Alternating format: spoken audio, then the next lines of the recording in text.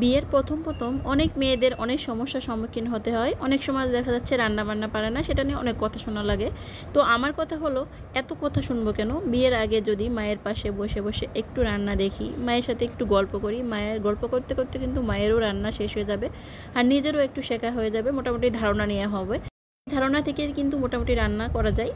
তো আমার মাও এই রেসিপিটি খুব ভালো করতো, আগে আমি দেখেছি, তবে আমি কখনো ট্রাই করিনি। আজকে আমি ট্রাই করছি। প্রথমে যেটা করেছি, কচুর গাড়ি বা মুখি যেটা বলেন, সেটা ভালো করে ধুয়ে নিয়েছি, সঙ্গে কয়েকটি ডিম ধুয়ে নিয়েছি, সেটা একসঙ্গে সিদ্ধ করে নিয়েছি। সিদ্ধ করে আমি সব কিছু চুলে নিয়েছি, ডিম এবং কচুর গাড়ি বড় বড়গুলো একটু মাঝখান দিয়ে কেটে নিয়েছি। এখন যেটা করেছি, চুলায় একটি প্যান দিয়ে দিয়েছি, প্যানে দিয়ে দিয়েছি কিছুটা তেল দিয়ে হালকা একটু লবণ দিয়ে দিয়েছি। লবণ দিয়ে ডিমগুলো আমি আগেই ভেজে নিব। আর ডিমগুলো ভেজে নেওয়ার আগে একটু কাঁটা চামচ দিয়ে কাছিয়ে বা ছুরি দিয়ে একটু কাছিয়ে নিতে হবে, তা নাহলে ডিমগুলো ছিটে গায়ে লাগতে পারে।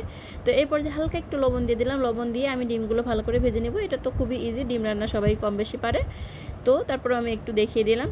তো এখন যেটা করেছি, ডিমগুলো উঠে নিয়েছি। উঠে নিয়ে একই তেলের ভিতরে আমি কিছুটা পেঁয়াজ কুচি দিয়ে দিলাম। পেঁয়াজ কুচিটা দিয়ে হালকা একটু ভেজে নিব। তো এই পর্যায়ে আমি 2-3টা কাঁচামরিচ ফালি করে রেখেছিলাম, সেটাও দিয়ে দিলাম। দিয়ে এখন আমি 1 চামচের মতো লবণ দিয়ে দিলাম। লবণ দিয়ে পেঁয়াজটা একটু বাদামি করে ভেজে নিব। পেঁয়াজটা একটু সুন্দর করে ভেজে নিলে রান্নাটাও তত টেস্টি হয়। তো এই পর্যায়ে আমি যেটা করব, 1 চামচের মতো রসুন বাটা, 1 চামচ দিয়ে দিব আদা বাটা এবং 1 চামচ দিব জিরা বাটা। খুবই অল্প মশলা দিয়ে আমি সবসময় জন্য রান্নাবান্না করি। বেশি মশলা দিলেই কিন্তু রান্না ভালো হবে এমন কোনো কথা নাই, মশলার পরিমাপটা অবশ্যই বুঝতে হয়। তো এই পর্যায়ে আমি হালকা একটু পানি দিয়ে দিব। পানি দিয়ে মশলাটা সুন্দর করে কষিয়ে নেব। এখন যেটা করবো, 1 চামচের মতো হলুদের গুঁড়া, 1 চামচের মতো দিব লাল মরিচের গুঁড়া। আর রান্নাটা করার সময় মশলার পরিমাপটা যদি ঠিকঠাক হয়, রান্নাটা খেতে কিন্তু খুবই অসাধারণ হয়। আর এই পরিমাপটা কিন্তু নিজস্ব আইডিয়া নিয়েই করতে হয়, কারোর কাছ থেকে শেখা যায় না।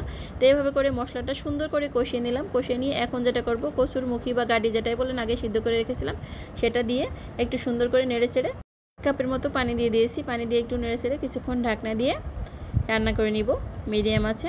আর এই রান্নাটা খুব দ্রুত হয়ে যায়, যেহেতু কচুর গাটি আগে সিদ্ধ করে নেওয়া হয়, তাই রান্নাটা খুব দ্রুত হয়ে যায়।